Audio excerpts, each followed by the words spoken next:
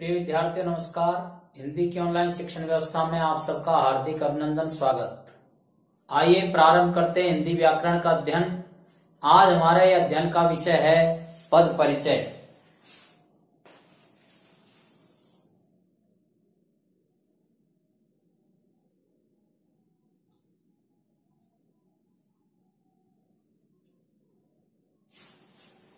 हिंदी व्याकरण में पद परिचय का बड़ा महत्व है। कक्षा 10 के पाठ्यक्रम में और इसका अंक विभाजन 4 अंकों का है, इसलिए इस प्रकरण को आप ध्यानपूर्वक समझेंगे तो अच्छा समझ में आएगा। देखिए,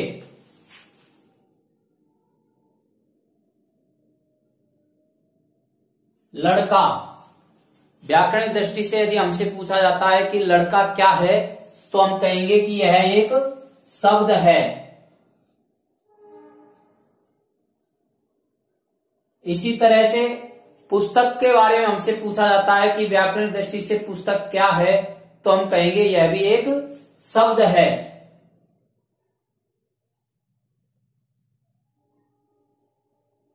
पढ़ता है, यह क्या है? यह भी एक शब्द है। अब यदि इनको हम इस प्रकार से लिखते हैं, लड़का पुस्तक पढ़ता है, यह एक वाक्य हो गया। शब्दों से मिलकर के वाक्य की रचना होती है। और इसमें यदि हमसे पूछा जाता है कि लड़का क्या है, पुस्तक क्या है, पढ़ता है क्या है, तो यह एक पद है। यहां पर लड़का क्या है? शब्द है। पुस्तक क्या है? शब्द है। पढ़ता है क्या है? शब्द है। और यहां पर लड़का क्या है? पद। पुस्तक क्या है? पद। पढ़ता है क्या है? पद। तो यदि हमसे पूछा जाए कि शब्द में और पद में अंतर क्या है, तो यदि कोई शब्द स्वतंत्र रूप से लिखा जाता है, बोला जाता है या प्रयोग में आता है, तो वह शब्द कहलाता है। लेकिन वे ही शब्द जब वाक्य में प्रयुक्त होने लग जाते हैं तो उन्हें पद कहते हैं। परिभाषिक दृष्टि से हम ये कह सकते हैं कि वाक्य में प्रयुक्त शब्दों को ही पद कहते हैं। यहां पर लड़का कौन सा शब्द है? संज्ञा शब्द है। और पुस्तक संज्ञा शब्द है और क्रिया शब्द है।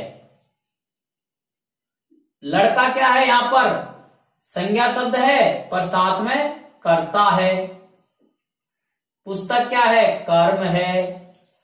और पढ़ता है क्या है? क्रिया है।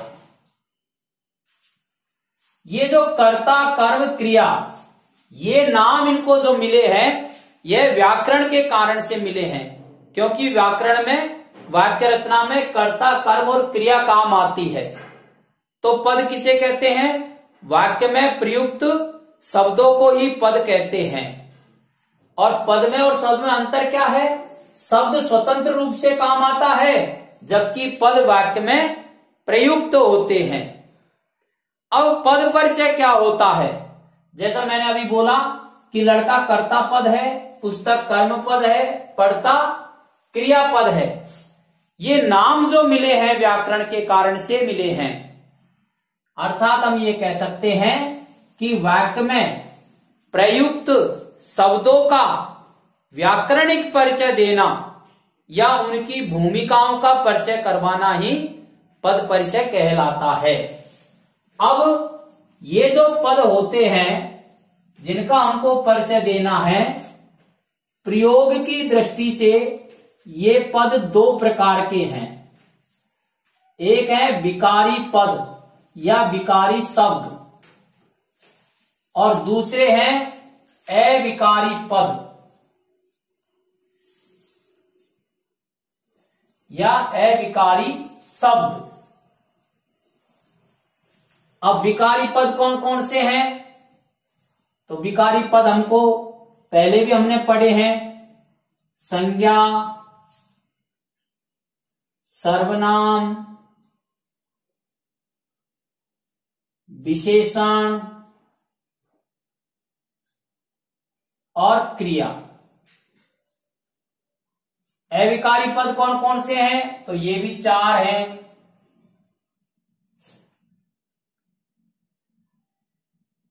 क्रिया विशेषण, समुच्चय बोधक,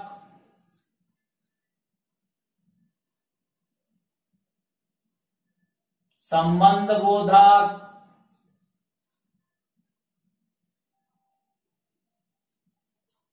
और विस्मयादि बोधक।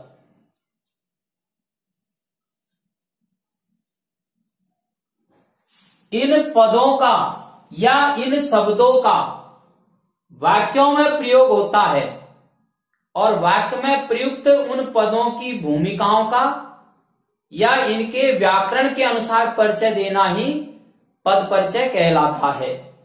यदि हम पद परिचय की प्रश्नों की दृष्टि से देखते हैं तो इसमें प्रश्न बनता है, पद किसे कहते हैं?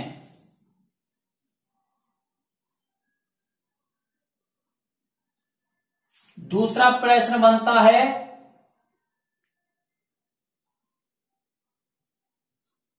पद व शब्द में क्या अंतर है?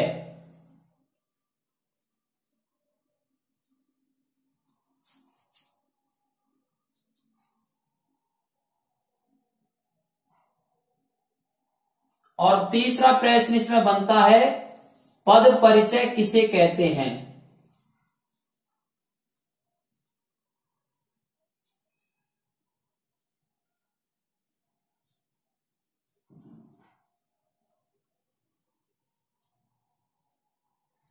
और चौथे प्रकार का जो प्रश्न इसमें बनता है वो होता है,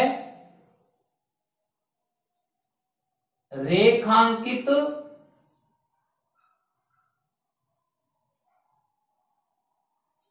पदों का परिचय दीजिए।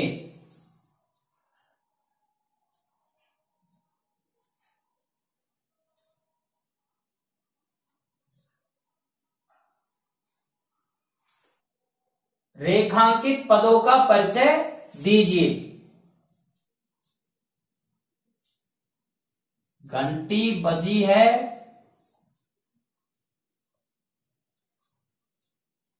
कोई आया है।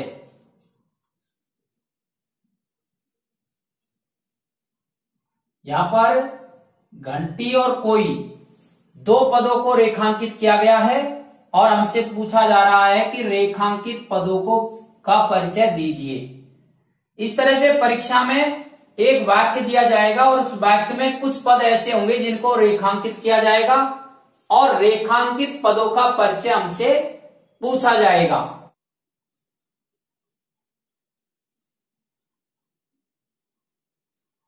आशुतोष ने हमें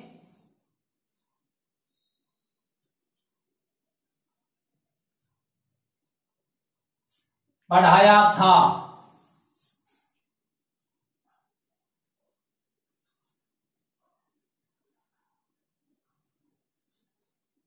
ताजमहल का सौंदर्य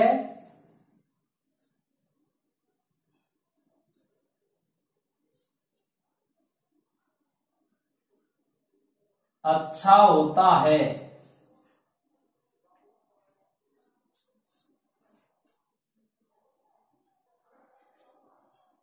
यह इस नगर का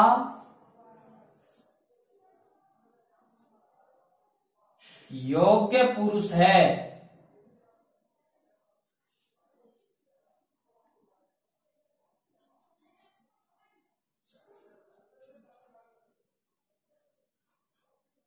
महकता गुलाब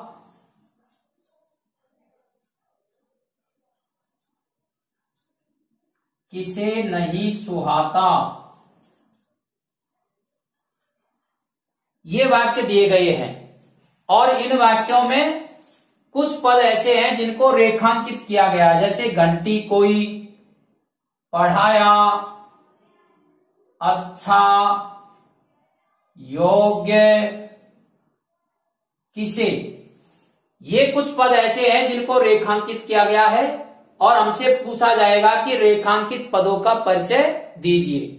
रेखांकित पदों का परिचय दीजिए अर्थात इन पदों का व्याकरणिक परिचय देना है कि व्याकरणिक दृष्टि से ये पद संज्ञा है या सर्वनाम है या विशेषण है या क्रिया है या क्रिया विशेषण है या समुच्चय बोधक है या संबंध बोधक है या विस्मयादि बोधक है या ये कर्ता है या ये क्रिया है, इसमें कारक कौन सा है, इसमें लिंग कौन सा है, पुरुष कौन सा है, ये चीजें हमें इन्हें बतानी है।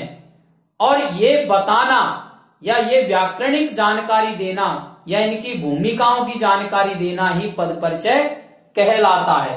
अब इसके लिए ये आवश्यक हो जाता है कि संज्ञा पद का यदि हमें परिचय देना है तो संज्ञा पद की हमें पूरी जानकारी होनी चाहिए। इसलिए अब हम एक एक पद के संबंध में विस्तृत जानकारी अर्जित करेंगे कि संज्ञा पद का परिचय या संज्ञा किसे कहते हैं या सर्वनाम किसे कहते हैं या विशेषण किसे कहते हैं या क्रिया किसे कहते हैं या क्रिया विशेषण किसे कहते हैं, समुच्चय बोधक किसे कहते हैं, संबंध बोधक या विस्मयादि बोधक। इनकी एक एक की जानकारी हमें करनी है। साथ में ही हम ये भी आपको समझा देना चाहते हैं कि विकारी जो पद होते हैं इन पदों का जो परिचय देना होता है उसमें हमें इनके भेद और इनके उपभेद और इनके लिंग, वचन, कारक, काल, वाच्य और संबंध और अवस्था, ऐसे कुछ बिंदु हैं या ऐसे कुछ रूप हैं जिनका हमको परिचय देना होता है। ये बात अलग है कि जैसे काल का परिचय संज्ञा सर्वनाम विशेषण में नहीं देंगे, केवल क्रिया के काल होते हैं, वाचवी केवल क्रिया के होते हैं, अवस्था केवल विशेषण की होती है, लेकिन मोटे मोटे रूप से और इनका परिचय देना होता है। लेकिन समझने की बात यह है कि अविकारी जो पद होते हैं इसमें इन बिंदुओं का परिचय नहीं देना होता है। तो अविकारी जो पद होते हैं इनमें हमें केवल भेद, उपभेद और संबंध, ऐसे तीन ही रूपों का परिचय देना होता है। क्यों? क्योंकि विकारी पदों में लिंग, वचन, कारक, काल के कारण से इनमें परिवर्तन होता है, अर्थात इनके रूपों का इस पर प्रभाव पड़ता है, इसलिए इन सब का परिचय देना। लेकिन अविकारी जो पद होते हैं इनमें लिंग, वचन, कारक, काल, संबंध, वाच्य इनका कोई प्रभाव नहीं पड़ता, इसलिए इनका परिचय देने के लिए केवल भेद बताना, उपभेद बताना और संबंध बताना।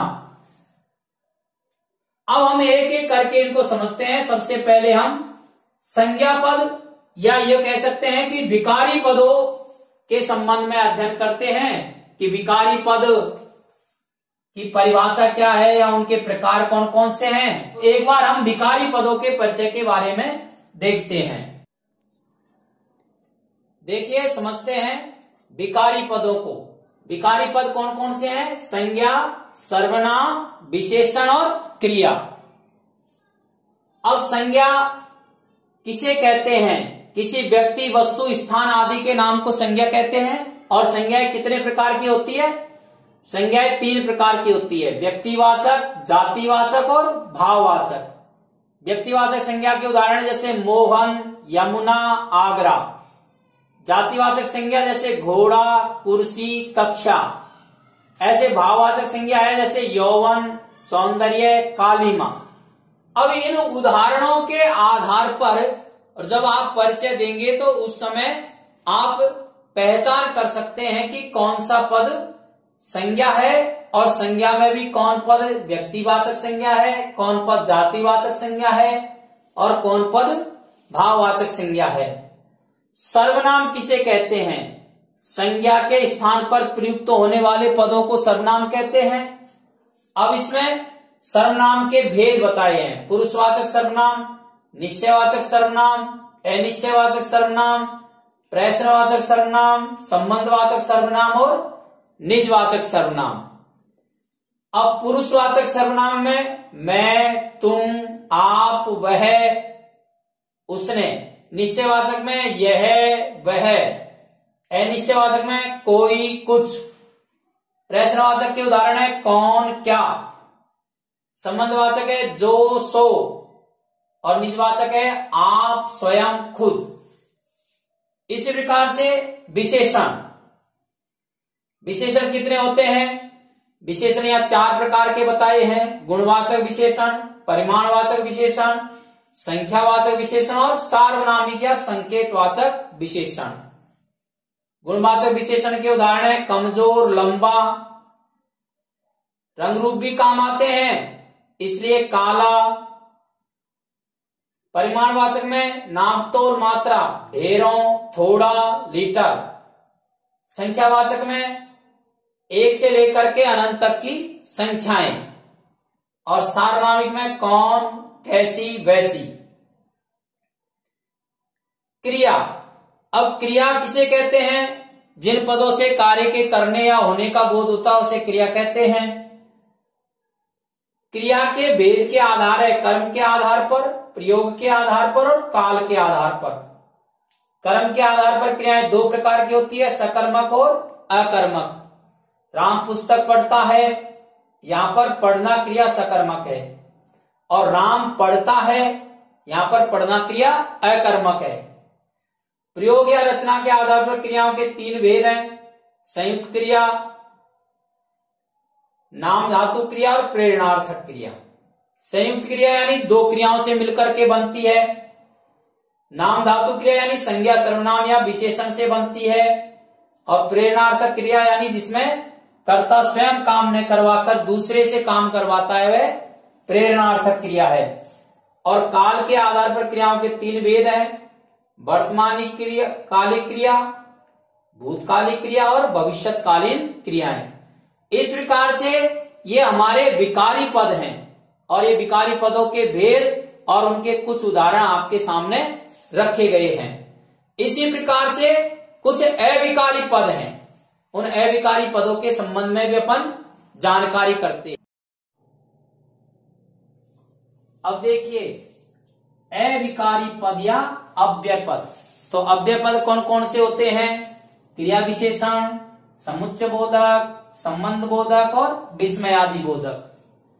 पहला क्रिया विशेषण है। तो क्रिया विशेषण कितने प्रकार के होते हैं यह बताया गया है। 4 प्रकार के होते हैं, स्थानवाचक क्रिया विशेषण, कालवाचक, रीतिवाचक और परिमाणवाचक। अब कालवाचक, रीतिवाचक, परिमाणवाचक या स्थानवाचक इनके उदाहरण, जैसे स्थानवाचक के उदाहरण है पास, दूर। कालवाचक के उदाहरण है आज, कल। रीतिवाचक के उदाहरण जैसे धीरे धीरे, तेज तेज, अचानक, अनायास। परिमाणवाचक के उदाहरण जैसे थोड़ा, बहुत, 2 गुना, 3 गुना, 4 गुना। समुच्चय बोधक जो वाक्यों को जोड़ने का काम करते हैं या उनका विभाजन करते हैं या उनका प्रतिरोध करते हैं या निर्देश करते हैं या हेतु बताते हैं, ऐसे पद जो होते हैं उनको कहते हैं समुच्चय बोधक अव्यय पद। जोड़ने का काम करने वाले पद है जैसे तथा, की। विभाजक है अथवा, या, एवं। प्रतिरोधक है पर, परंतु, किंतु, लेकिन। निर्देशक है यानी। हेतुक पद है क्योंकि, इसलिए। इसी प्रकार से संबंध बोधक। संबंध बोधक में ने, को, से, के लिए, काके, की। पास में, दूर, आगे, पीछे, ये संबंध बोधक पद हैं।